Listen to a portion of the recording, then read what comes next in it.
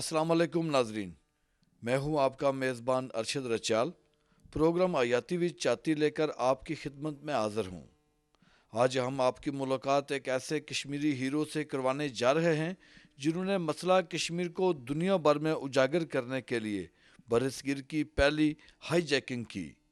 Indian airline का त्यारा गंगा किस तरह हाईजैक किया गया और इनकी अपनी ज़िंदगी पर मुबनी खुसूसी इंटरव्यू आपके सामने पेश कर रहे हैं। इनका नाम है प्रोफेसर अशरफ कुरैशी। आइए अब बाकी बातें इनकी ज़ुबानी सुनते हैं। जी जी। तो मैं जो है मुजाहिद मंजिल श्रीनगर में पैदा हुआ हूँ, जहाँ कायद अज़म ठहरते थे। वो हमारे साथ ही है उसका ऑफिस। तो जब वो कश्मीर आते थे तो खाना वगैरह जब वो वहाँ ठहरते थे ऑफिस में तो हमारे यहाँ से जाता था। उसके बाद मुझे इंडियन आर्मी ने एक दफ़ा गोली मारी तो वो मेरी टांग में लग गई। मैं छोटा सा था और फिर जब मैं गिर गया तो संगीन मारी यहाँ सीने पर, उसके निशान अभी तक हैं।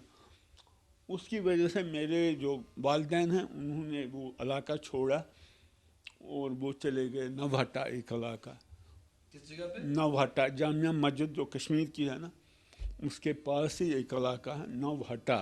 नवहट्टा। नव होता नया, हट्टा होता है दुकान, अच्छा अच्छा अच्छा। जैसे हट्टी कहते हैं ना, नई दुकान। नई दुकान। वो असल में वो उसका बैकग्राउंड ये है कि मुसलमानों ने अपना एक बहुत बड़ा दुकानी बाज़ार खोला हुआ था, उसका नाम उन्होंने नवहट्टा रखा। तो वो उसी मुनासबत से उसको नवहट्टा कहते हैं। तो उधर हम रहने लगे। फिर उधर ही मतलब जब तक मैं यहाँ आया तब तक वहीं सुकूनत थी।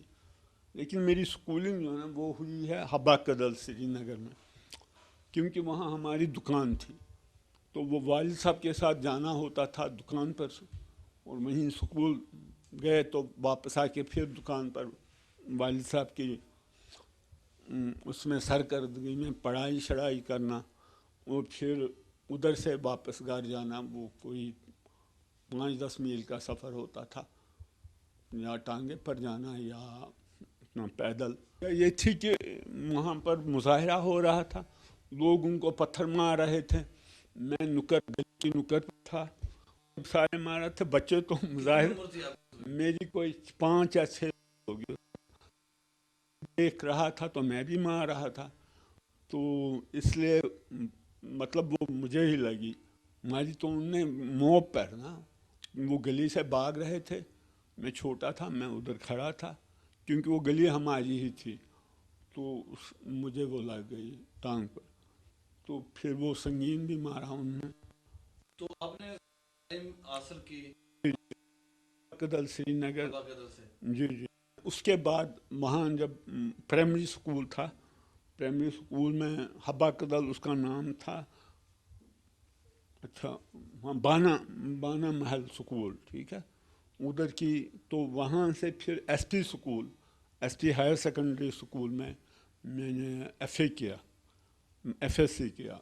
एफएससी करके फिर मैं 71 में यहाँ हमने हाईजैक किया और यहाँ मैं स्टूडेंट ही था एफएससी का। तो फिर यहाँ हमने वो हाईजैकिंग करके यहाँ आए, गंगा जो हाईजैक किया था। गंगा हाईजैकिंग की तफसील ये है कि हाशिम कुरैशी साहब जो मेरे साथी थे वो यहाँ आ चुके थे, उनकी बहन की शादी थी। वहाँ उनको मकबूल भट्ट साहब मिले थे शादी पर। उन्होंने उनसे बातें जब की तो उन्होंने देखा इसमें पोटेंशियलिटी है लड़ने की और लीडरशिप की, तो उन्होंने उनको ट्रेनिंग दे दी यहाँ। किसने किस? मकबूल भट्ट की उनकी पार्टी थी लिबरेशन फ्रंट। मकबूल भट्ट ने जो है जी, ना नेशनल आशरफ लिबरेशन। साहब को दे दी। जी जी। और उनको बताया किस तरह वहाँ कश्मीर में तहरीक चलानी है। वो उससे पहले मकबूल भट्ट साहब वहाँ इंट्रोड्यूस हो गए थे, इसलिए वो जब आए थे तो वो गुरिल्ला ट्रेनिंग देते थे लोगों को। उसका मेन ऑब्जेक्टिव ये था कि भाई हमें हिंदुस्तान ने जो गन के ज़रिए ग़ुलाम बनाया हुआ है, इसकी उससे जान छुड़ाने का तरीका ये है, गन को गन से आप लड़ो या उसके इस्तेमाल से अपनी जान छुड़ाओ। तो वो एक नई तहरीक थी वहाँ। उससे पहले तो जितने भी लीडर थे वो पुरअमन पॉलिटिकल तहरीक ही चला। वो दौर भी ऐसा था जिसमें اپنا ویتنام تھا، الجیریا کی تحریکیں تھیں، وہ اسی قسم کا دور تھا کہ وہاں ملیٹنسی کے ذریعے یا گریلا وارفیئر کے ذریعے آپ سامراج کو بگا سکتے. اس لیے انہوں نے وہی تحریک شروع کی، وہ بڑی مقبول ہو گئی وہاں. تو پھر ہمیں بھی ارج ہوا کہ ہم اس تحریک میں شامل ہو جاتے. تو ہاشم صاحب جب یہاں آئے، ان کا مقبول بٹ صاحب سے رابطہ ہوا، انہوں نے ان کو ٹریننگ دی کہ کس طرح وہاں آپ ملیٹنسی کی تحریک شروع کریں. تو جب ہم نے وہاں ملیٹنسی کی تحریک، ہم پوسٹر لگاتے رہے وہاں کھمبوں پر یا دوسری جگہوں پر، دیواروں پر، کہ بھائی وہی فلاسفی اس میں استعمال کی جاتی تھی کہ یہ پولیٹیکل ذریعے سے انڈیا نہیں مانتا ہے. 50 سال ہو گئے یا اس وقت تک تو 30-35 سال ہوئے تھے. تو اس طرح وہ نہیں مانے گا، چونکہ اس نے فوجوں کے ذریعے، گن کے ذریعے ہم پر قبضہ کیا ہے، اس لیے اس کا توڑ جو ہے وہ گریلا وارفیئر ہو سکتا. تو اس میں نیشنل لبریشن فرنٹ کا ساتھ دو، تو وہ بڑا ادھر مقبول ہوا تھا نعرہ. وہاں تو ویسے یہ ہوتا کشمیر میں، جب ہم فوجی کو دیکھتے ہیں، انڈین آرمی کو، تو ہم میں خود بخود ایک جذبہ ابھرتا ہے کہ یہ یہاں کیا کرنے آیا ہے. احساس ہمیں شروع سے ہوتا ہے جب ہم چھوٹے ہوتے ہیں، ابھی عقل بھی نہیں پوری ہوئی ہوتی ہے، ابھی طفل ہی ہوتے ہیں. تو تب سے جب ہم سنتے ہیں اپنے بڑوں سے کہ انڈیا نے ہم پر زبردستی قبضہ کیا، اور اس کی نشانی ہم فوج کی صورت میں دیکھتے ہیں، تو وہ جذبہ اور ابھر جاتا ہے. تو اس لیے جب بچہ پیدا ہوتا ہے تب سے ہی وہ تحریک میں شامل ہو جاتا ہے. کس حیثیت سے کام کرتے رہے ہیں اس وہی ہم ایز پبلسٹی سیکرٹری پبلسٹی پر زور دیتے رہے کہ لوگوں میں اشتہارات وغیرہ، پمفلیٹس، اس لبریشن فرنٹ کی تحریک کو آگے بڑھانے کے لیے. جیسے ایک مشہور تحریک تھی الفتح نامی. تو اس میں جو لڑکوں نے، جہاں میں پڑھتا تھا اسلامیہ کالج، وہاں اسٹوڈنٹس نے یہ کیا کہ این سی سی کا جو ڈمپ تھا گنز وغیرہ، وہ لوٹ لیا اور اس سے تحریک شروع کر دی. کالج میں جو این سی سی کا کے لیے کس طرح آپ نے منصوبہ بنایا اور کیسے وہاں تک پہنچے آپ؟ ہائی جیکنگ کے لیے یہ تھا کہ ہاشم صاحب جب یہاں آئے تو انہوں نے جو منصوبہ وہاں پیش کیا، واپسی پر جو مقبول بٹ صاحب نے ان کو دیا تھا کہ بندوق کے ذریعے، پھر ہم نے کہا آپ جاؤ ادھر. ہمیں وہ جب آپ نے موٹیویٹ کیا ہمیں، اور ہم اس کو ایکسیپٹ کرتے ہیں کہ گن سے یہ گن کو ہرایا جائے گا، تو کچھ ہمیں اسلحہ لا کے دو. تو وہ جب یہاں آئے تو یہاں ان کو ہائی جیکنگ کی ٹریننگ دی گئی. وہ اصل میں ان دنوں لیلا خالد کی ہائی جیکنگ ہوئی تھی فلسطین میں. اس سے فلسطین کا مسئلہ کافی سامنے آیا تھا، مطلب ایک دم وہ ایکسپوجر ہو گیا تھا تحریک کا، اور وہ ایک دم دنیا کے سامنے آئی تھی اور اس سے کافی مقبولیت ہوئی تھی. تو اسی کو دیکھ کے یہاں ہمارے کشمیری جو تھے نا لیڈر یا جو محب وطن تھے، انہوں نے کہا ہم پہلے ہم ساتھی ڈھونڈتے رہیں اس کے لیے مناسب، لیکن ہمیں اتنا زیادہ وہ نہیں رہا، اعتماد نہیں تھا کسی پر، کیونکہ یہ بہت بڑا کام تھا، وطن چھوڑنا تھا، گھر چھوڑنا تھا. یہ اس لیے اتنے سب تیار نہیں ہوتے ہیں اس کے لیے. دوسرا یہ تھا اسلحہ کی ضرورت تھی، اسلحہ وہاں میسر نہیں تھا. پھر ہم نے اس کے لیے منصوبے بنائے، کلکتہ سے لائیں یا انڈیا سے کہیں سے لائیں، لیکن ایسا کوئی پاسبلٹی نہیں تھی. 31 بتا رہے تھے آپ ڈیٹ؟ جی، جنوری 31 یہاں 1971 میں. تو آپ کس طرح گھر سے نکلے، وہ تھوڑی سی ہاں تفصیل کے وہ ساتھ؟ میں ان دنوں یہ تھا کہ میں نے ایف ایس سی کا امتحان دیا تھا، اور میری ماموں کی دکان تھی، وہ وہاں بہت بڑا جو ہے ٹاؤن، وہ امیر عقدل ہے، مین شاپنگ سینٹر علاقہ مرکز جو ہے، تو ادھر ان کی دکان تھی. تو اس پر میں جاتا تھا کہ چھٹیاں تھی، تو میں اسی طرح نکلا، اور پہلے سے منصوبہ بنایا تھا ہم نے. اس طرح ٹکٹیں رات کو لی تھی ہم نے یہاں جموں جانے کے لیے، سری نگر ٹو جموں کی فلائٹ پر.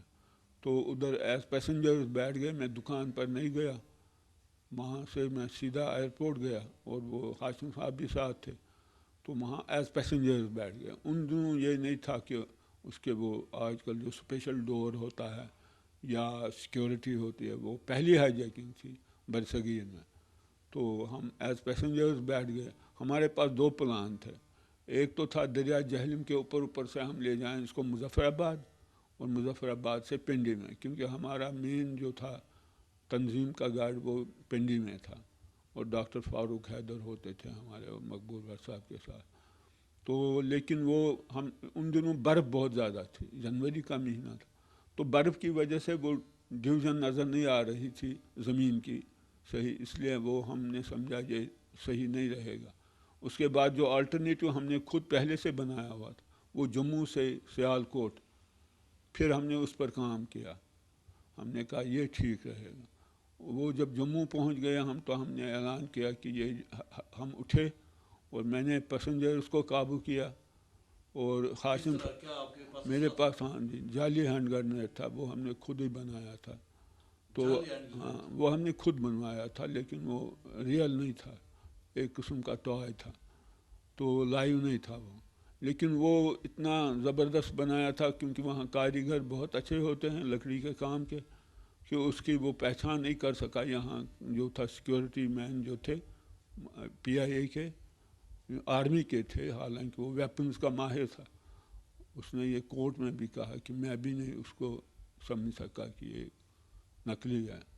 تو میرے پاس وہ تھا, میں نے اس سے پیسنجرز کو قابو کیا. اور ہاشم صاحب کے پاس پستول تھا, وہ بھی ٹوائے پستول تھا, اس نے اس سے اپنے کیپٹن جو تھا جہاز کا اور اس کا کو پائلٹ جو تھا ان دونوں کو قابو کیا اسے. تو اس نے ان کو پھر یہاں کہا سیالکوٹ ہمیں لے جاؤ, سیالکوٹ سے لاہور. پھر تو انہوں نے مذمت نہیں کی؟ اس نے کوشش کی دھوکہ دینے کی. ایک دفعہ ہم نے اس کو کہا لاہور ملاؤ, تو اس نے ملایا امرتسر. تو جب اس نے ہلو امرتسر وہ کہہ رہا کیپٹن ہلو لاہور لاہور, ادھر سے ہاشم صاحب نے سنا کہ وہ کہہ رہے ہیں نہیں جی امرتسر ہے یہ. تو اس نے پھر اس کو مارا کن پٹی پر پسٹل سے, اور اس کو کہا لاہور لے چلو اس کو. تو ہم نے جانا تھا پنڈی, لیکن ہمارا رابطہ ہوا لاہور ٹاور سے. انہوں نے کہا اس میں اتنا فیول نہیں کہ پنڈی جا سکتے ہو, تو اس لیے لاہور آ جاؤ. لاہور میں پھر انہوں نے کہا اس کو 100 فیٹ اوپر رکھو جہاز کو, وہ ہمیں گائیڈ کرتے رہے. پھر تو 100 فیٹ نیچے آپ کو مساجد وغیرہ نظر آئیں گی, جی ٹی روڈ نظر آئے گا, تو اس کے اوپر سے آؤ. پھر ہم اس کو کپتان کو وہ دیتے رہے ہدایات, تو پھر ہم ان کے اسی پر آتے رہے اور لاہور پہنچے. لاہور جب پہنچے تو انہوں نے کہا ایک چکر لگا اوپر آپ لوگ, تو تب تک ہم جگہ بنائیں گے. ٹھیک, تو پھر انہوں نے ہینگر ایک خالی کر دیا, جگہ بنائی, اور پھر ہم وہاں لینڈ کر گئے. تو کافی یہاں ہماری بڑی عزت ہوئی, بڑا ہیرو بنایا گیا. اور جب آپ رکے وہاں تو آپ کے ذہن میں تھا کہ ہم پاکستان پہنچ کے ہمارے ساتھ کیا ہوگا, کچھ سوچا تھا؟ ہمیں یہی پتہ تھا نا ہم اپنے بھائیوں کے پاس جا رہے ہیں, یہاں یہ بھی ہندوستان کے دشمن ہیں, تو ہمارا استقبال ہوگا. ظاہر ہے کشمیر کے ساتھ لوگوں کو محبت تھی یہاں, اس کا تو ہم وہاں مظاہرہ دیکھ رہے ہوتے تھے نا کہ ایک ہی ملک ہے جو کشمیر کی جو ہے حمایت کرتے ہیں. تو اس لیے ہم یہاں آئے, ورنہ کہیں اور جاتے. یہ تو ہمیں یقین تھا کہ یہاں ہی ہمیں پناہ گاہ ہے, تو اس لیے یہاں آ گئے. تو یہاں واقعی پہلے ہماری بڑی آبگت ہوئی, بڑا جذبہ پیدا ہوا لوگوں میں. بلکہ میں یہاں تک کہہ دوں گا کہ ان دنوں جو نیا بچہ پیدا ہوتا تھا لاہور میں, اس کا نام ہاشم یا اشرف رکھا جاتا تھا. فلموں پر جو ایڈورٹائزمنٹ آتی تھی, مثلا ان دنوں ایک فلم لگی تھی یہاں دو باغی, اس کا جو ہوتا تھا ایڈورٹائزمنٹ, اس میں ہاشم اور اشرف کی طرح دو باغی. تو اس طرح کے وہ مقبولیت تھی, لوگ اپنے بچوں کے نام بھی ہمارے اس طرح ہیرو سمجھتے تھے.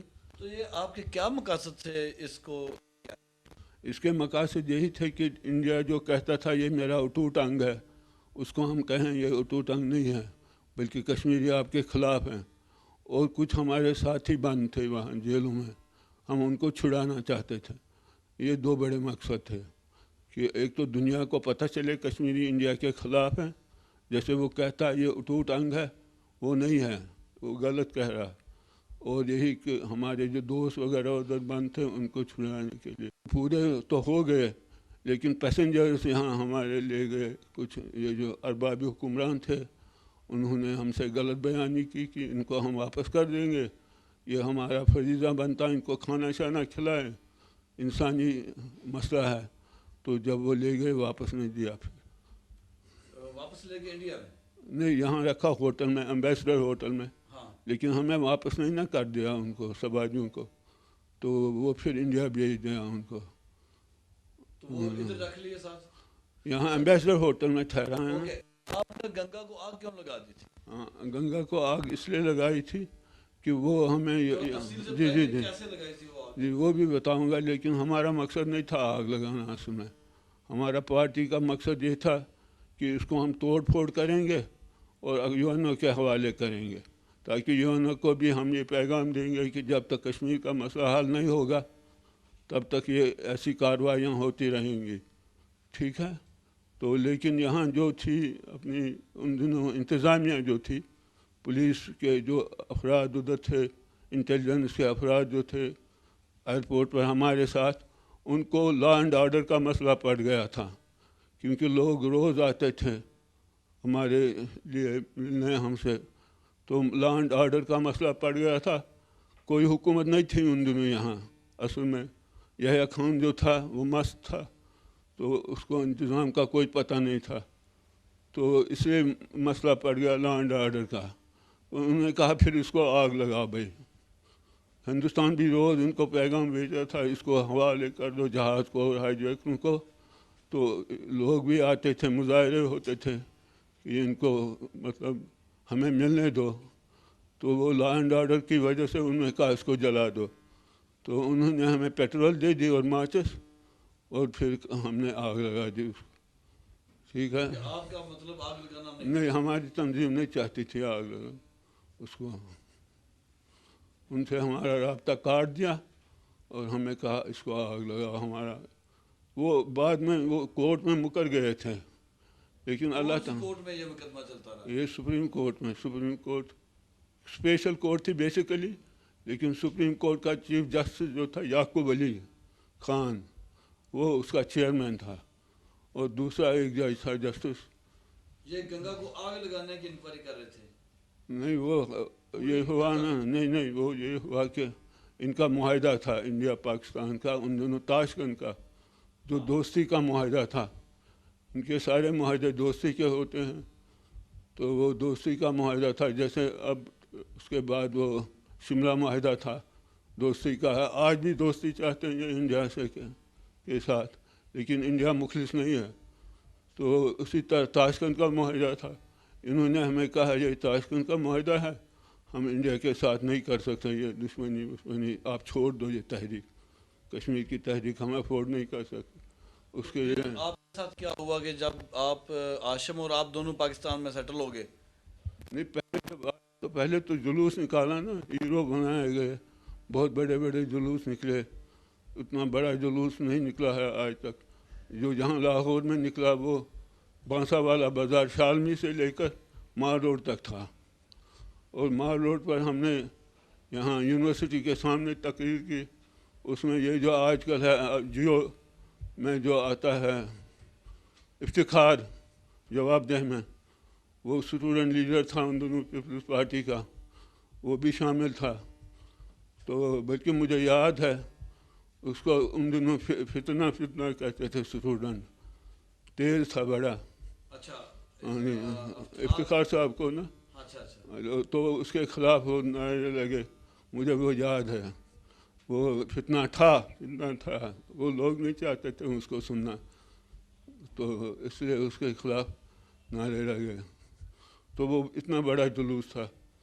تو اس کے بعد پھر آپ؟ اس کے بعد مختلف جگہوں پر جلوس نکلے، گوجرانوالا میں، اس کے بعد حکومت کو پریشر پڑا، یحییٰ خان کی حکومت کو، کہ ایک تو دو پریشر پڑے اس کو، ایک اندرونی کہ لوگ لگانے لگے نعرے مارشل لا نہیں چلے گا، جمہوریت آنی چاہے، دوسرا بیرونی پریشر، امریکہ اور انڈیا نے پریشر ڈالا ان کو ہمارے حوالے کر دو اور یہ تحریک نہیں چلنی چاہیے، تو اس لیے انہوں نے ہمیں ریکویسٹ کی کہ آپ یہ چھوڑ دو، یہ تحریک آپ کو یہ دیں گے، پیسے دے دیں گے، اس کے بدلے تم جو مرضی کرو، کوئی آپ کو شاپنگ سینٹر کھول کے دیں گے جس شہر میں کہو، تو وہ ہمارے ساتھ یہ ہوا کہ وہ ہمیں حکومت لے گئی ایک جگہ ہے یہاں ٹانڈا ڈیم کوہاٹ میں.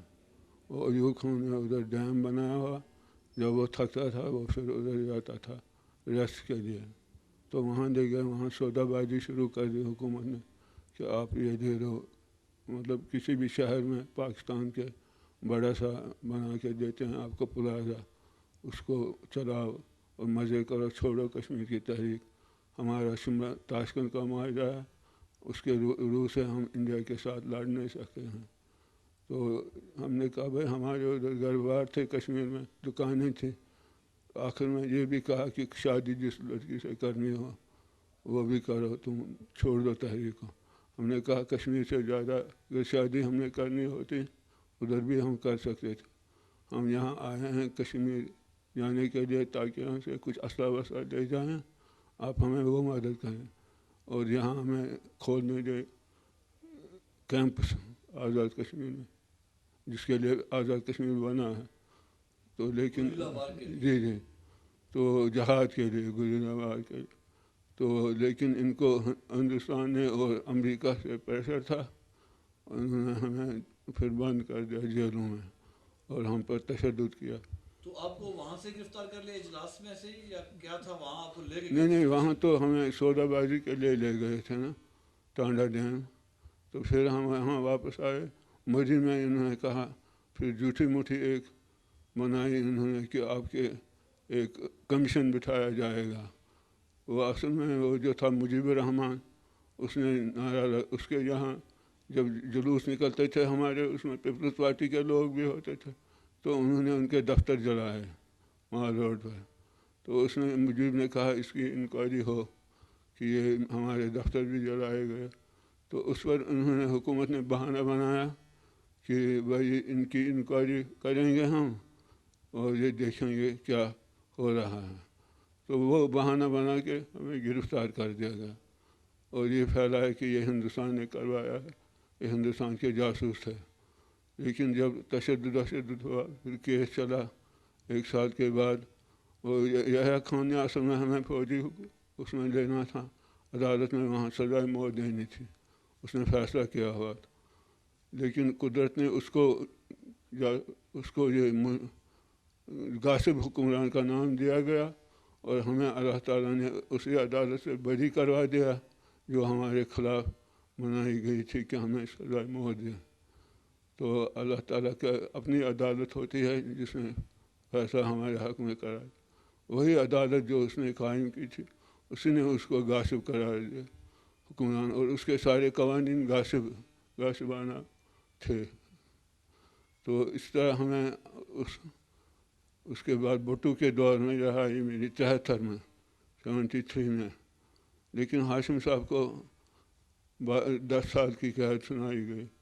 وہ اس لیے کہ بھٹو سے جب میری ملاقات ہوئی منگلا فورٹ میں, لبریشن لیگ کا تھا اجلاس ادھر, تو اس نے بتایا یحییٰ خان نے ہم پر 2 تاجی تلوار رکھی تھی, اگر ہاشم کو چھوڑتا 1 لگ جاتی, اگر سب کو رکھتا پھر مجھے پتہ تھا آپ محب وطن لوگ ہیں, لیکن ایک کی قربانی آپ کو دینی پڑی, کیونکہ اگر ہم سب کو چھوڑتے تو یہ یحییٰ خان نے پھیلایا تھا, یہ جاسوس تھے, تو اگر میں سب کو چھوڑ دیتا تو قوم میرے خلاف ہوتی کہ کیوں مجاہدوں کے ساتھ یہ حالت ہوتی ہے, اس لیے ایک کو سزا دینی پڑی.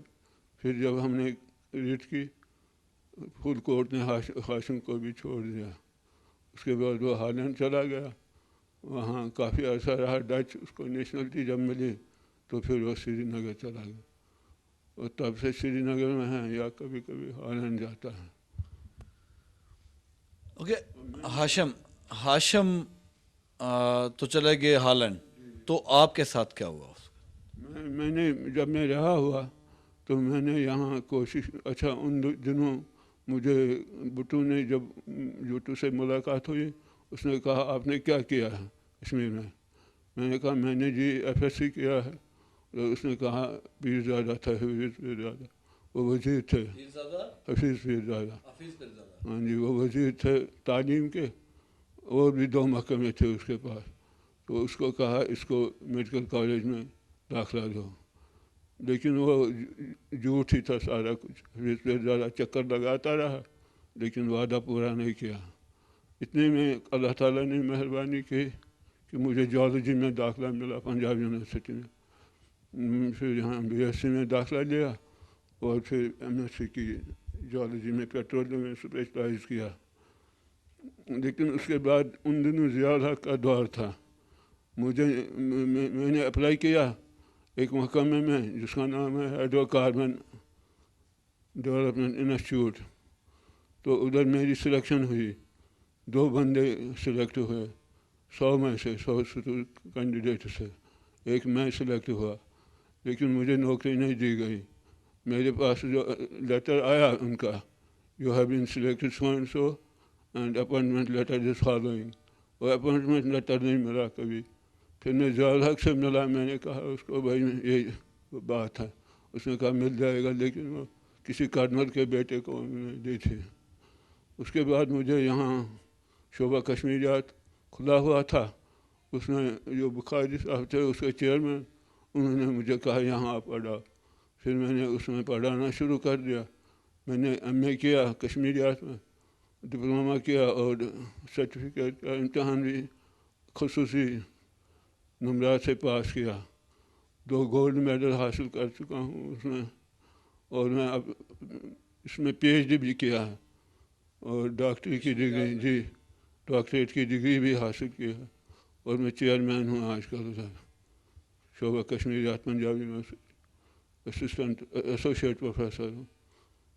تو آج کل میرا یہ ہے ہاشم صاحب. تو ہاشم صاحب تو وہ تو سیٹل ہو گئے سری نگر میں. تو آپ کو کیسا لگ رہا ہے کہ ہاشم صاحب کے بارے میں بھی یہ کہا جا رہا ہے کہ ہاشم نے انڈیا کے ساتھ مکمکا کیا ہے, اس بدلے میں وہاں جا کے اس نے اپنی رہائش اختیار کی. یہ غلط ہے سارا. وہ یہ ہوا ہے کہ اس کو یورپین کنٹریز نے دیے ہے ضمانت, کیونکہ اس سے پہلے سکھ ہائی جیکر یہاں آئے تھے پاکستان میں ہی. وہ یہاں سے کینیڈا چلے گئے. کینیڈا سے ہی وہ اپنے علاقوں میں چلے گئے چنڈی گڑھ وغیرہ. وہاں ان کو ادھر اصل میں قانون یہ ہے انڈیا میں کہ جس مقدمے میں ایک دفعہ وہ چلا ہو سزا ہوئی ہو اس کو دوبارہ نہیں چل سکتا. اس لیے وہ سکھ جب گئے تو ہاشم نے دیکھا کہ وہ گئے ہیں, ان کو کچھ نہیں کہا گیا. اس نے وکیلوں سے مشورہ کیا, انہوں نے کہا ہاں تم بھی آ سکتے ہو. پھر وہ چلا گیا لیکن اس کو گرفتار کیا گیا. وہ ضمانت پر رہا ہے, وہ ایسے نہیں ہے. اس پر مقدمہ چل رہا. ابھی پیچھے آیا تھا اخباروں میں بھی کہ اس کا مقدمہ چل رہا ہے ابھی, وہ ضمانت پر ہے. تو لیکن یہ کہ انڈیا نے کہ دوگلی پالیسی دیکھیں, جو سکھ تھے ان کو چھوڑ دیا اور اس کو ابھی مقدموں میں رکھا. تو یہ معاہدہ تاشکند اور جو آپ کے اس وقت آڑے آئے تحریک کے حوالے سے آپ سوچ رہے ہیں کہ شاید یہ معاہدے ہمارے آڑے آئے ہیں, ان کے حوالے سے کیا جانتے ہیں آپ؟ معاہدہ شملہ معاہدہ اور تاشکند معاہدہ. تاشکند معاہدہ جو ہے وہ 65 کی جنگ کے بعد وجود میں آیا. اس وقت کے جو ایوب خان تھے اور شاستری تھا انڈیا کا وزیر اعظم, ان کے درمیان وہ ہوا معاہدہ اور وہ دوستی کا معاہدہ تھا. اس میں کشمیر کے مسئلے کو بالکل اگنور کیا گیا. اس کے بارے میں کشمیر کا نام ہی نہیں ہے. اس کے بعد جب شملہ میں معاہدہ ہوا جنگی قیدیوں کے بدلے 92,000 فوجیوں کے بدلے جو بنگلہ دیش میں پکڑے گئے تھے, وہ بھی دوستی کا معاہدہ ہے. اس میں یہ ہے کہ کشمیر کو اقوام متحدہ سے نکال دیا گیا اور اس کو بائی لیٹرل مسئلہ بنا دیا گیا 2 ملکوں کے درمیان. اب وہ اقوام متحدہ میں اٹھ نہیں سکتا. اسی لیے آپ دیکھتے ہیں ہمارا کیس اقوام متحدہ میں تھا اور سب چاہتے ہیں, ہم بھی کہتے ہیں, سارے لوگ یہی کہتے ہیں اقوام متحدہ میں اس کو اٹھاؤ, لیکن نہیں اٹھا سکتے. اور اس وجہ سے وہ اس کو بائی لیٹرل کر چکے ہیں. اس کو جب تک انڈیا نہیں کہے گا ان کو یہ اٹھاؤ, دونوں ملک پاکستان اور انڈیا, تب تک وہ نہیں. انڈیا کو کیا ضرورت ہے وہ کہیں اٹھاؤ. اچھا آپ یہ بتائیں, اس وقت آپ گنگا کیس میں وہاں سے نکلنے تک اور جب آپ جیل میں پہنچ گئے, وہ شب آپ کے کیسے گزرے؟ اس میں کوئی بات آپ کو یاد ہو, جیسے کہ والوں کی یاد, تحریک کے حوالے سے سوچ بچار, اور آج کہ آپ جیل میں بند ہیں اس وقت کیا سوچتے تھے؟ کوئی بات ہو ایسی یاد؟ بہت سی باتیں ہیں. مثلاً گھر کی یاد تو انسان کو چھوڑے, یہ جو گھوڑے اور دوسرے جانور ہیں ان کو بھی میں حبا قدر سے جیسے میں نے کہا تھا نا، میں پڑھتا تھا ادھر، میں ٹانگے پر جب جاتا تھا تو جو گھوڑا ہوتا تھا ٹانگے کا، اس کا راستے میں گھر آتا تھا، وہ گھر کے پاس ٹانگے والا اس کو بڑی مشکل سے قابو کر کے آگے لے جاتا تھا۔ گھوڑے کی خواہش ہوتی تھی گھر میں جانے کی، تو گھر کی تو یاد اور جو ہے پیار گھوڑے کو بھی ہوتا ہے، تو انسان ہے، تو وہ تو ظاہر ہے آتا ہے، وطن گھر یہ سب چیزیں یاد آتے ہیں۔ جب باہر جاتے ہیں ہم پیسے کمانے کے لیے بھی، تو ایک بڑا فیکٹر گھر کا ہوتا ہے، جو جب بیمار ہو افراد میں یا کوئی خوشی ہو تو اس وقت بہن بھائی سب یاد آتے ہیں، ماں باپ، تو وہ تو نیچرل ہے، اس کو نیچرل کو آپ کاٹ ہی نہیں سکتے، وہ تو ہے دیٹ از دیئر۔ مگر میں سیٹسفائی ہوں، میرے ارد گرد جو ہیں لوگ وہ میرے بھائی ہیں، بہن ہیں۔ اچھا، آپ یہ بتائیں کہ جو آپ کے والدین کے ساتھ اس دوران کیا رابطہ ہوا کرتا تھا؟ خطوط کے ذریعے، ٹیلی فون کے ذریعے، یا کیا رابطے تھے آپ کے؟ اس وقت خطوط وغیرہ نہیں لکھتے تھے ہم، میرا خاص کر آج بھی میں خط نہیں لکھتا ہوں، کیونکہ خط سے وہ ہوتا ہے اس کی تلاش ہوتی ہے اور اس کو سینسر کیا جاتا ہے، یہاں بھی وہاں بھی، اس سے ان کو ہماری موومنٹ کا پتہ چلتا ہے۔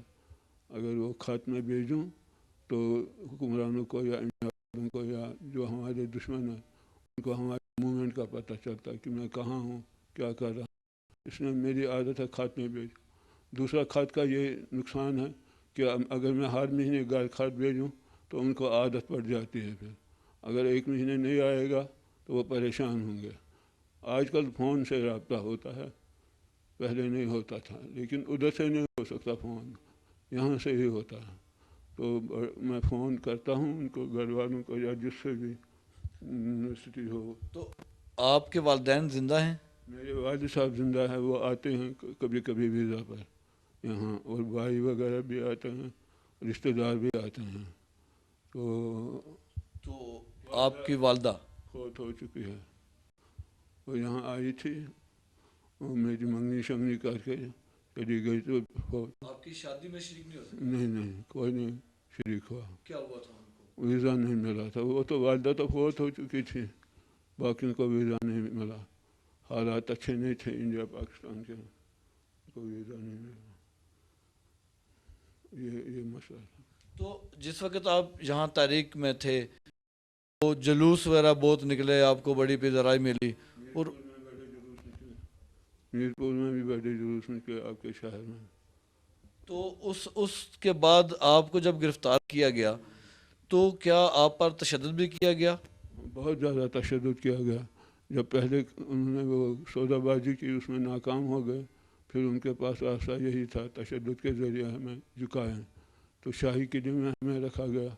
ہمارے جو تمام کارکن ہیں تنظیم کے، وہ ایک ہی رات میں چھاپہ ڈال کے گلگت سے کراچی تک 500-600 لوگوں کو گرفتار کیا گیا، اور ہمیں بھی، اور ہمیں سارے وہ جو ہیں ہمارے رابطے کاٹے گئے، اور یہی مشہور کیا گیا یہ سارے جاسوس ہیں انڈیا کے، تو ہمیں تشدد بہت زیادہ کیا گیا شاہی قلعے میں کہ تم جھوٹا بیان دو کہ یہ انڈیا نے کرایا تھا۔ اصل میں ان کو یہ ضرورت تھا، ادھر ایوٹا میں ان کا کیس تھا، انڈیا نے ان کے خلاف کیا تھا ہوائی جہازوں کا، اور انہوں نے ان کے خلاف کیا تھا، یہ دکھانا چاہتے تھے انڈیا نے کیا تھا، یہ تو ہمیں اس لیے تشدد کرتے تھے کہ ہم ان کے بیان دیں اپنے خلاف، جو ہم نے نہیں دیا، اس لیے تشدد، یہ اسی تشدد کا نتیجہ ہے جو پارکنسن اس کو کہتے ہیں، اس بیماری کو۔ یہ جو ابھی آپ کو یہ فٹس پڑ رہے ہیں، یہ کیا کہ یہ اس پارکنسن کہتے ہیں، یہ اسی تشدد کا نتیجہ ہے، اور 93 میں میرے 2 بھائی چھوٹے شہید ہوئے ایک ہی مہینے میں، اس کے بعد بھی ذرا یہ تیز ہو گیا معاملہ، ورنہ یہ بازو ہلتا تھا بایاں صرف، تو اس کے بعد اس میں ذرا تیزی ہو گئی، تو اس وجہ سے یہ۔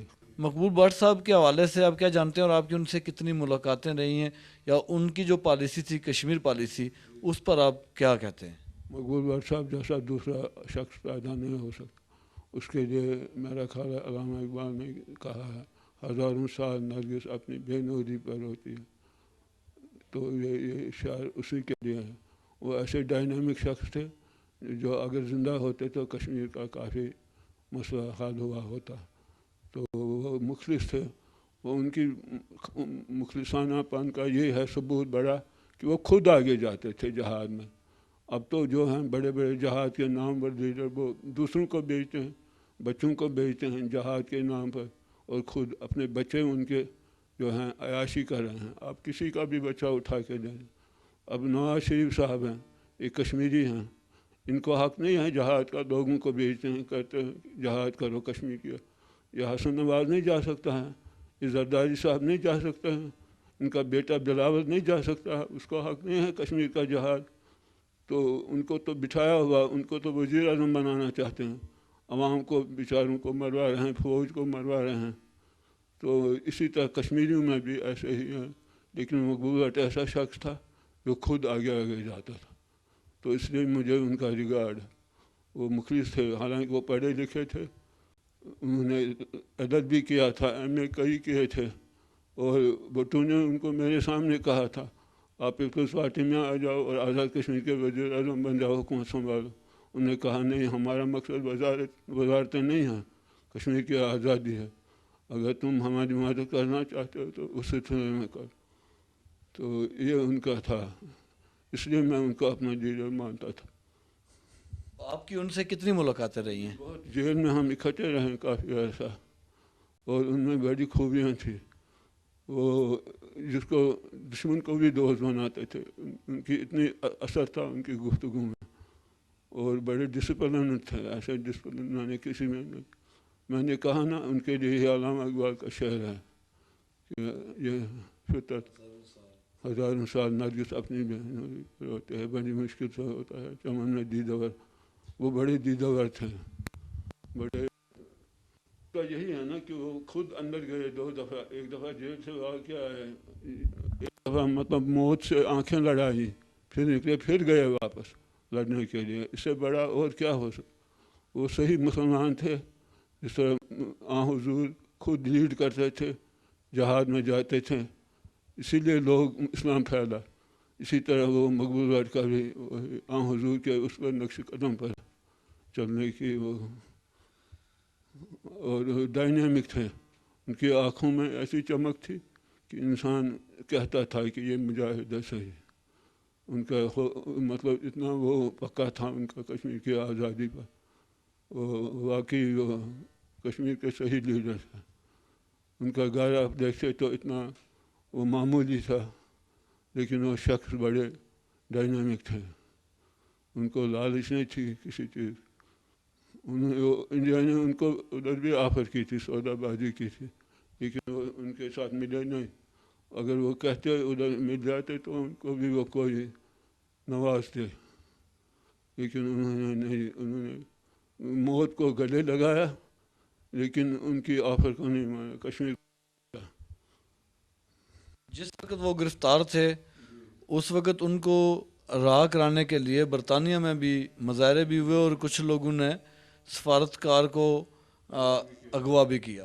سمجھایا نہیں, منصوبہ بندی نہیں تھی. یہ تو منصوبہ بندی سے ہوتی ہیں.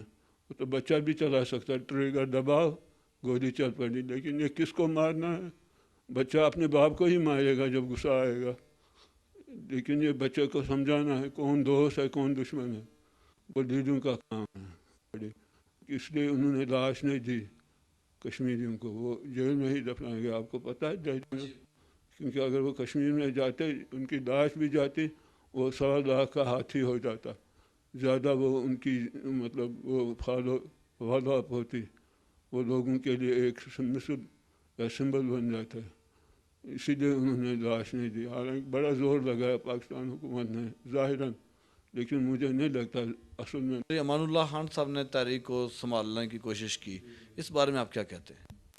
شادی نہیں گئی ان سے, کیونکہ امان صاحب وہ قربانی تو دیتے ہیں, لیکن وہ ہر فیکلٹی پر خود قابض رہنا چاہتے ہیں. مطلب مثلاً وہ گریلا لیڈر بھی بنتے ہیں, پولیٹیکل لیڈر بھی بنتے ہیں, اور ہر فیلڈ میں اپنے آپ رکھنا چاہتے ہیں. یہ کام کو جب تک بانٹیں گے نہیں اور پراپر آدمی کو پراپر کام نہیں دیں گے, وہ اس کا کوئی فائدہ نہیں, نقصان نہیں. یہی وجہ ہے تحریک ناکام ہوئی. وہ اس کو سنبھال نہیں سکے، کیونکہ وہ اکیلے سب کچھ سارا کام کرنا، وہ کسی پر بھروسہ نہیں کرتے ہیں۔ آپ یہاں سے فارغ ہوئے اور آپ بھرتی ہو گئے، تو آپ کی شادی بھی اسی عرصے میں ہوئی؟ ہاں، اس کے بعد پہلے ہوئی تھی شادی، پہلے ہوئی شادی جیل سے پہلے جانے سے ہو گئی تھی؟ تھی، اس کے بعد ہوئی، ہو گئی نہیں۔ ہاں جی، ہوتی نہیں شادی، کر دی جاتی ہے، اس پر بڑے خرچہ لگتا ہے۔ تو ماشاءاللہ اس وقت آپ کے دو بیٹے ہیں، ایک کی شادی کر دی ہے، ایک بیوی آئی ٹی میں پڑھتے ہیں پنجابی میں۔ ماشاءاللہ۔ جی جی۔ تو آپ بات کر رہے تھے تحریک کے حوالے سے، تو آزاد کشمیر کے جموں کشمیر کی جو تحریک اس وقت جس جگہ پہ پہنچی ہے، اس حوالے سے آپ کیا بات کرنا چاہتے ہیں کہ کیا آپ کی نظر میں اس کا کیا حل ہے؟ اس کا حل یہی ہونا چاہیے کہ کچھ نہ کچھ حل ہونا چاہیے، کیونکہ پاکستان اور ہندوستان کے ممالک جو ہیں، ان کی غربت اور ان کی جو ہے لڑائی جھگڑے کی وجہ کشمیری ہے۔ اگر کشمیر کا مسئلہ حل ہو جائے تو یہ دونوں ملکوں کی دشمنی ختم ہو جائے گی، اور ان کے جو جنگی وسائل پر جو خرچہ ہوتا ہے وہ لوگوں کی بہبود کے لیے ہم بھی یہی چاہتے ہیں کہ یہاں کے لوگ بھی ہمارے ساتھ ساتھ آزاد ہوں۔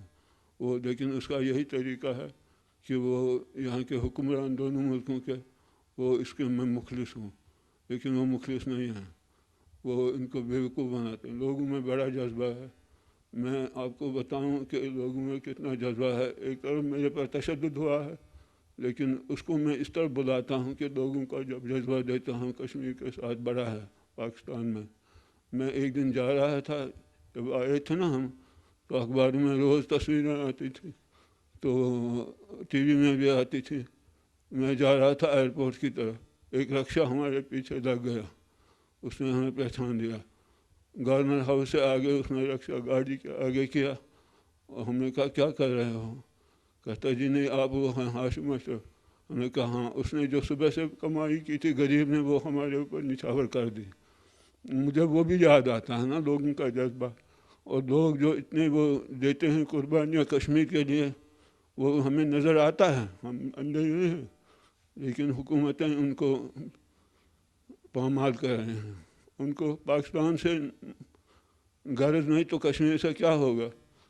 عوام میں وہ مشرف صحیح کہتا تھا، عوام کے اندر لہو دوڑتا ہے، کشمیر لہو کی طرح دوڑتا ہے، وہ ٹھیک بات ہے، اور وہ واقعتاً بھی ٹھیک ہے، کیونکہ پانی ادھر سے آتا ہے تو لہو میں پانی بھی شامل ہوتا ہے، تو وہ ٹھیک بات ہے۔ لیکن حکمران اس کو چھوڑنا ہی نہیں چاہتے ہیں حکومت کو۔ وہ تو آپ نے دیکھا ہمیشہ کہ جو بھی صدر آیا، جو بھی حکمران آیا، اس کو اتارنا پڑا، تو ان کو پاکستان سے زیادہ حکومت عزیز ہے۔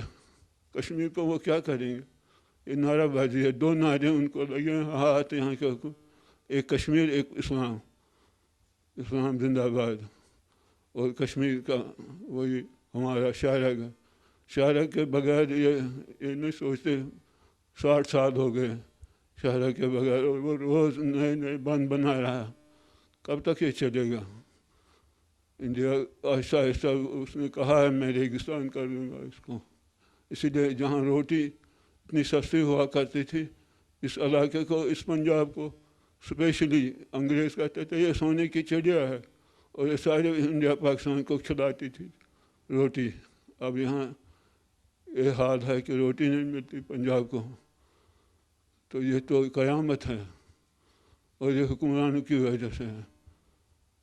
چاول دیکھیں، چاول یہاں کتنی پیداوار ہوتی ہے، اور اعلیٰ قسم کا، اور 100 روپے 150 روپے کلو، یہ قیامت نہیں ہے، یہ ایسا لگتا ہے کہیں آسمان سے آتا ہے چاول، ایکسپورٹ ہوتا ہے، اور اس پر اتنا خرچہ ہوتا ہے۔ تو یہ حکمران جب تک ٹھیک نہیں ہوں گے، ان کی نیتیں ٹھیک نہیں ہوگی، پاکستان ترقی نہیں کرے گا، مضبوط نہیں ہوگا، اور کشمیر بھی آزاد نہیں۔ اچھا، اعظم کے حوالے سے آپ کیا کہتے ہیں؟ جو کشمیر کے بارے میں اسٹیٹمنٹس دی ہیں، وہ اب دنیا اب وہی کہتی ہے کہ کشمیریوں کا حق ہونا چاہیے، اور اب پاکستانی عوام بھی میں دیکھتا ہوں صحیح سوچ کرنے لگے، جو کشمیری عوام کی مرضی ہوگی وہی اس کا حال ہے۔ اور قائد اعظم نے تب کہا تھا، لیکن انہوں نے وہ بیانات چھپا دیے، اور وہ دوسرے بیانات لائے کہ یہ جی الحاق ہونا چاہے. الحاق کا نظریہ گاندھی کا تھا، میرے پاس ثبوت ہیں، اخبارات ہیں میرے پاس، وہ پاکستان کے ہیں، انڈیا کے نہیں ہیں. گاندھی کہتا تھا یہ جب 15 اگست کو انڈیا اور پاکستان آزاد ہو جائے گا، کشمیر بھی آزاد ہو جائے گا، تو لیکن اس کو ہم آزاد نہیں رہیں گے، اس کو دونوں میں سے ایک کے ساتھ ادا کرنا پڑے گا. اس کے برعکس قائد اعظم نے کہا کشمیری مسلمانوں کا یہ حق ہے کہ وہ ہمارے ساتھ رہیں یا انڈیا کے ساتھ رہیں یا الگ رہیں، کیونکہ ان کو پتہ تھا اگر الگ بھی رہیں گے یہ ایک اسلامی ملک ہوگا، کیونکہ 80% مسلمان ہیں، تو اقوام متحدہ میں ایک اور مسلمان حکومت ہوگی اور انڈیا کو 2 مسلمان ریاستوں کا خوف ہوگا. تو اس طرح بھی پاکستان کے ساتھ ہی ہے نا، ہم بھائی ہیں، یہاں سے اٹھا کے کہیں اور تو نہیں لے جائیں گے مظفر آباد یا سری نگر، وہ تو پنڈی کے ساتھ ہی ہوگا. منگلا کو کہیں اور تو نہیں لے جا سکتے. یہ تو یہ پھیلاتے ہیں جی پانی بند ہوگا، وہ ہوگا، یہ ہوگا. یہ حکومتیں اور دوسرے جو دشمن جو ہیں کشمیریوں کے اور پاکستانیوں کے، وہ پھیلاتے ہیں. تو ہمیں تو اتنا پیار ہے پاکستان سے جتنا مدینہ شریف کے بعد، مکہ شریف کے بعد کشمیری پاکستان کو پیار کرتے.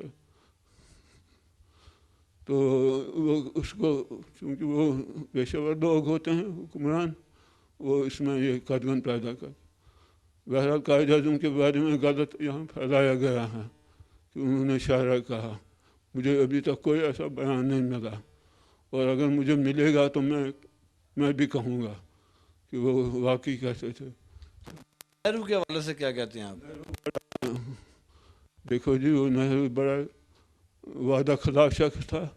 اس نے وعدہ کیا تھا کہ اقوام متحدہ میں کہ رائے شماری ہوگی، پھر اسے مکر گیا. وہ کچھ لوگ کہتے ہیں اس کو کشمیر سے پیار تھا جی اس وجہ سے.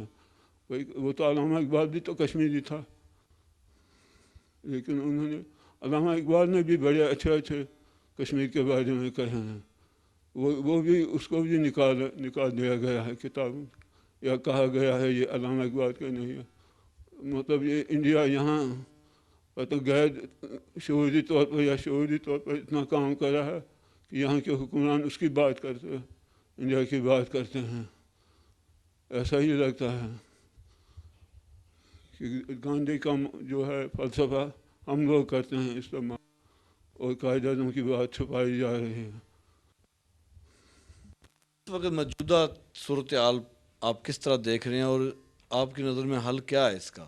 اس کا وہی ہے کہ یہ دونوں ملک آپس میں فیصلہ کریں، کوئی بھی حال کشمیر کا مسئلہ حل ہو کسی طریقے سے جس میں تینوں فریق سیٹسفائی ہوں، خاص کر کشمیری پہلے سیٹسفائی ہوں، کیونکہ کشمیریوں کا مسئلہ ہے وہ ان کا نقصان روز ہو رہا ہے. پاکستان گولی چلائے وہ کشمیریوں کو لگتی ہے، انڈیا چلائے تو کشمیریوں کو لگتی ہے. تو یہ مسئلہ کشمیریوں کا ہے. جیسے قائد اعظم نے کہا تھا ان کو حق ہے کہ وہ کہاں جائیں، ہندوستان میں جائیں، پاکستان میں جائیں، یا اپنی حکومت بنائیں. تو ہندوستان کے ساتھ تو وہ جا نہیں سکتے. اگر جانا ہوتا تو پھر یہ مسئلہ ہی نہیں ہوتا. کتنے نظریے ہیں؟ 2 ہیں نا، ایک خود مختار کے لوگ ہیں، ایک پاکستان سے باہر کے لوگ ہیں، تیسرا تو کوئی نہیں ہے. بلکہ کل اگر رائے شماری کی بات ہوگی تو وہ جو ہے انڈیا کا وزیر اعلیٰ جو ہے کشمیر میں، وہ بھی پاکستان کو ووٹ دے گا یا خود مختار کی بات کرے گا جب اس کو موقع ملے گا. تو 2 ہی نظریہ ہیں. اس کی کتنی تنظیمیں ہیں آپ دیکھیں، ذرا غور کریں. حریت کانفرنس میں کتنی تنظیمیں ہیں؟ 36 37 ہے. کیا مقصد ہے اس کا؟ اس کا مقصد ہے DG کا شوق ہے ان کو. جب وہ نظریہ وہی ہے تو کیوں نہیں ایک ہوتے ہیں؟ یہ سارے کاروباری لوگ ہیں. یہاں تک کہ گیلانی صاحب کتنے اچھے آدمی مانے جاتے ہیں، لیکن وہ ابھی تک انڈیا کی تنخواہ دے رہے ہیں. وہ اسمبلی کے ممبر رہے ہیں مقبوضہ کشمیر کے، ابھی تک ان کو اس کی تنخواہ جو ہیں وہ کیوں نہیں تحریک میں شامل ہو رہے؟ ان کو ڈاکٹر بنایا ہوا کوئی باہر ہے، انگلینڈ میں کوئی کہیں ہے. جیسے میں نے ابھی بتایا تھا آپ کو، زرداری کا بیٹا نہیں کر سکتا کشمیر میں جہاد، نواز شریف کا بیٹا جہاد نہیں کر سکتا، اس کے 2 بازو نہیں ہیں، اور یہ کشمیری بنتا ہے بڑا. تو شہباز شریف کے بیٹے نہیں لڑ سکتے کشمیر میں. وہ ہمیں بیوقوف بنایا ہوا انہوں نے کہ تم لڑو ہم حکمرانی کریں گے. تو اسی طرح کشمیر کی بھی وہ جو ہیں جماعتیں نظر آتی ہیں آپ کو، ان کا بھی اسٹرکچر آپ دیکھیں گے نا تو یہی ہے کہ وہ غریبوں کو آگے لگاتے ہیں. یا یہ مولوی جو ہیں ہمارے یہاں پاکستان میں، یہ جو ہم مفتی محمود صاحب ہیں، دوسرے ہیں، یہ خود ان کے بچے تو مولوی بنتے جا رہے ہیں. انہوں نے طالبان بیچاروں کو آگے لگایا ہوا ہے، جو طالب علم تھے ان کو آگے لگایا ہوا ہے اور ان کو مروا رہے ہیں. کشمیر سے لے کے پاکستان تک، کیونکہ آپ پاکستان میں بڑا عرصہ ہو گیا آپ کو. میرے مقبول شخصیت سب سے بڑے ہیں حضور صلی اللہ علیہ وسلم، کیونکہ ان کے قول و فعل میں کوئی فرق نہیں تھا. اس کے بعد ان کے 4 صحابہ اور ان کے بعد 4 یار جو تھے، ان کے بعد مقبول بٹ. اور پاکستان میں تو قائد اعظم قول و فعل میں ایک تھے اور آ رہا ہے. وہ محسوس کرتے ہیں کہ کون غلط ہے، دشمن دوست پہچان ہو رہی، بری کی تمیز ہو رہی. اس لیے کشمیر سائڈ پر آپ نے کیا ہے، میں نے آپ کے رسالے دیکھے ہیں، چٹکا وغیرہ، اس میں بڑا مواد ہے. اور جو پہاڑی زبان کے لیے آپ جدوجہد کر رہے ہیں، ضرور کشمیر میں جتنی زبان بولی جاتی ہے ان سب کے لیے کوششیں ہونی چاہیے. ہم بھی یونیورسٹی میں کوشش کر رہے ہیں گوجری اور پہاڑی وغیرہ زبانوں کو سینا، ان کی بھی کلاسیں شروع کریں، لیکن اس میں بھی ٹائم لگ جائے گا. میں بہت کوشش کر رہا ہوں کہ یہ اور زبانیں بھی ہیں، ان میں بھی بڑا لٹریچر ہے، ادب ہے، بہت کام کیا گیا ہے لوگوں نے، بہت کام، بڑے بڑے ادیب ہیں. تو ان کو بھی ہمیں پڑھنا چاہے، ان کو بھی دیکھنا چاہے انہوں نے کیا دانش مندی دی ہے قوم کو، کیا کیا انہوں نے نصیحتیں کی ہیں، ان کے لیے کیا کیا رہنمائیاں کی ہیں، وہ سب سامنے آنا چاہیے. میں چاہتا ہوں کہ ایسا ہو. مقبوضہ کشمیر کی جو صورتحال ہے اس وقت ذرا میڈیا کے حوالے سے وہ بھی کافی سامنے آئی ہے، اس کے بارے میں آپ کیا کہتے ہیں جو اس وقت موجودہ مقبوضہ کشمیر کے اندر ہے؟ جو تحریک تو ادھر ٹھیک ٹھاک ہے، مطلب یہی ہونا چاہیے پولیٹیکل جدید. ایک وقت تھا کہ بندوق اٹھاتے تھے، اب جو بندوق اٹھا اس کو ان دنوں اس کو گریلا کہتے تھے یا مجاہد کہتے تھے، اس کی عزت ہوتی تھی. اب تو امریکہ نے تو ان کو دہشت گرد بنا دیا ہے. اب تو اس سے وہ طریقہ کامیاب نہیں ہے، کیونکہ اتنی نفرت پھیلائی گئی ہے کہ یہاں اب دیکھیں، کل میں دیکھ رہا تھا ٹی وی میں، جہادی لوگوں کو پکڑا گیا جی، جو جہاد کی تربیت دے رہے تھے یا اس کے لیے مسجد میں کرتے تھے. تو جہاد کرنا بھی اب امریکہ نے یہاں برا طریقہ سمجھا. اس میں کوئی شک نہیں، کچھ لوگ برے ہیں جن کو شعور نہیں ہے، ان کو استعمال کیا گیا، لیکن اس کا مطلب یہ نہیں جہاد غلط ہے. وہ لوگ غلط ہیں جو جہاد کو نہیں سمجھتے ہیں اور نعرہ لگاتے ہیں.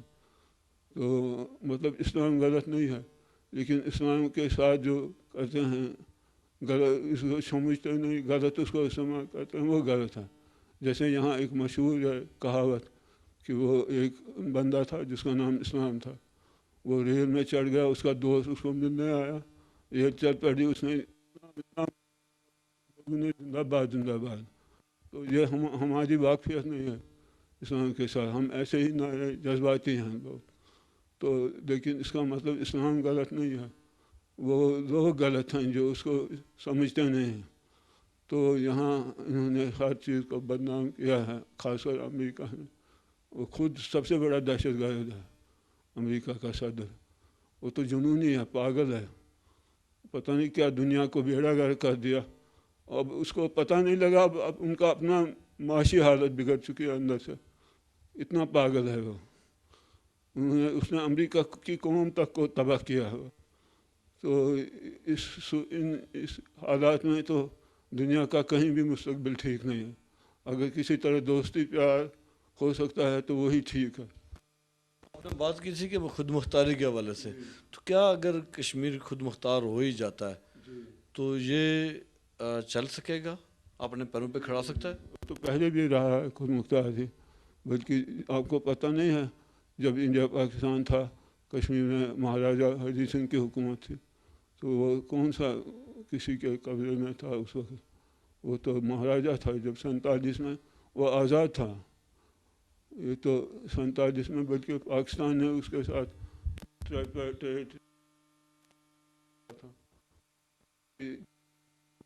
غلط طریقے تو وہ مسئلہ پیدا ہو گیا، کشمیر آزاد ہی ہوتا. انڈیا والے اس کو نہیں مانتے تھے، پاکستان نے مان دیا تھا. صرف انہوں نے کچھ چیزیں مہاراجا نے کہا تھا آپ رکھو، جیسے ڈاک خانہ اور جو کرنسی کا اور دفاع، جو اب یہ کر رہے ہیں. اب یہی کر رہے ہیں نا کہ ادھر تم رکھو آزاد کشمیر میں دفاع وغیرہ، مقبوضہ کشمیر میں وہ رکھے تو چلتا جائے، یہی آنا جانا دیا. یہی حالت تھی ان دنوں میں.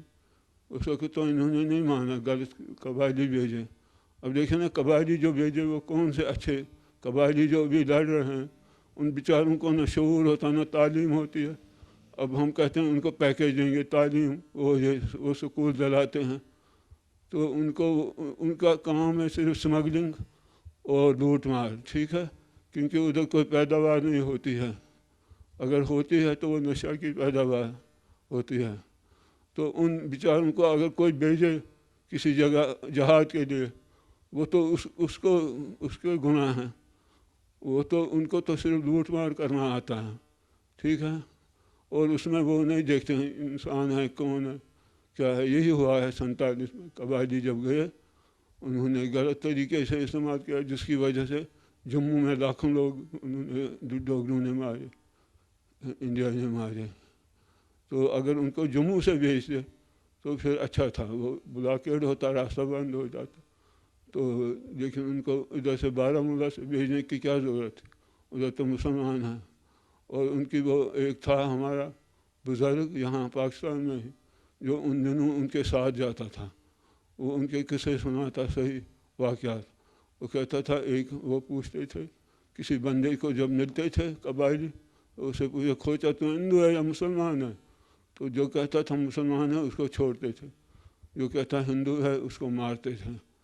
تو ایک سے پوچھا، وہ تھا گڈیریا جو بھیڑ بکریاں پالتے ہیں، وہ پہاڑوں پر ہوتے ہیں، گرمیوں میں سردیوں میں نیچے آتے ہیں. تو اس سے پوچھا تو ہندو ہے مسلمان ہے؟ اس نے کہا میں مسلمان ہوں. کہتا کلمہ سنا؟ وہ کہتا یار میں صبح نکلتا ہوں اپنے بھیڑ بکریاں لے کے، شام کو آتا ہوں، مجھے کسی نے سنایا نہیں، تم سنا میں یاد کروں گا. وہ کہتا چلو سردار کے پاس. سردار کے پاس لے گئے تو اس کو بتایا یہ اس کو کلمہ نہیں آتا. اس نے کہا جی آپ مجھے پڑھائیں میں یاد کروں گا. سردار نے کہا پڑھو، بسم اللہ الرحمن الرحیم الحمدللہ رب العالمین. اس کو خود نہیں آتا تھا. تو یہ حال ہے ہمارا کہ ہم انہی کو بیچاروں کو جن کے پاس میں کچھ ہے، یا جہاں وہاں مجرم ہوتے ہیں ٹھہرے ہوئے مفرور، ان کو مجاہد پیش کرتے ہیں. بھائی وہ تو ٹھیک ہے، ان کو پہلے تم تربیت دو، شعور دو. ان کو کیا پتہ بیچاروں کو، انہوں نے بچپن سے سیکھا ہوتا، بندوق اٹھایا ہوا ہوتا ہے جب سے پیدا ہوتے ہیں. وہ اسی سے فیصلہ کرتے ہیں، جس کو جو برا لگا اس کو مارا، جو اچھا لگا اس کو اپنا بنایا دوست. میں اپنی لائف لاہور میں ایز اے چیئرمین ایک ادارے کے یونیورسٹی میں، پنجاب یونیورسٹی میں. تو اب آپ کیا سوچتے ہیں کہ یہاں پہ آپ کو سہولتیں وغیرہ سب ٹھیک ہیں میڈیکل کی اور دوسری؟ بالکل اللہ کا شکر ہے. میں یہ سمجھتا ہوں میں جہاں بھی جاؤں گا میں اللہ کا بندہ ہوں. وہ جگہ اللہ کی ہے اس لیے وہ میری ہے. ٹھیک ہے، چاہے پاکستان ہو یا کوئی جگہ ہو، کیونکہ اللہ نے وہ میرے لیے بنائی ہے. اور میں اللہ کو قادر نادر ہر وقت جانتا ہوں اور اپنی ایمانداری سے کام کرنا چاہتا ہوں. تو اس لیے مجھے کوئی خوف ڈر نہیں ہے. اور میں شکر ہے اللہ تعالیٰ کو، اس نے مجھے واقعی کروڑوں لوگوں سے اچھا بنایا ہوا ہے، اچھی حالت میں ہوں. ٹھیک ہے، میں سیٹسفائی ہوں، مجھے کوئی وہ نہیں ہے. کیا آپ کا جی کرتا ہے کبھی کہ جس گھر میں آپ پیدا ہوئے ہیں وہاں جائیں واپس کبھی؟ تو میں نے پہلے عرض کیا تھا، وہ چونٹی کو آپ دکھانا روک کے اس کی مرضی کے خلاف وہ کاٹے گی. ٹھیک ہے، وہ تو ایک چھوٹی سی جاندار ہے. اور اسی طرح ہر ایک کو اپنے گھر میں، پرندے بھی اپنے شام کو اپنے گھر میں جاتے ہیں گھونسلوں میں. تو انسان تو بڑی چیز ہے، وہ تو سوشل اینیمل ہے. ٹھیک ہے، تو وہ تو ہر ایک کی آرزو ہوتی ہے اپنے گھر جائے، اپنے اس جگہ جائے جہاں پلا ہے، بڑا ہے، کھیلا ہے. اور وہ تو کشمیر تو ویسے جنت ہے. مجھے نہیں یقین آتا تھا جب میں وہاں تھا، لیکن جب میں یہاں آیا پھر دیکھا کہ ادھر کے وہ جو ہے خوبصورتی وہ جنت ہے واقعی. بلکہ مجھے جب میں مری تھا ادھر ایک انٹیلیجنس آفیسر نے کہا دیکھو کیسا علاقہ ہے. میں نے کہا چپ کرو یار, اس قبرستان ہمارے اسے اچھے ہیں, تم کیا مجھے بتا رہے ہو.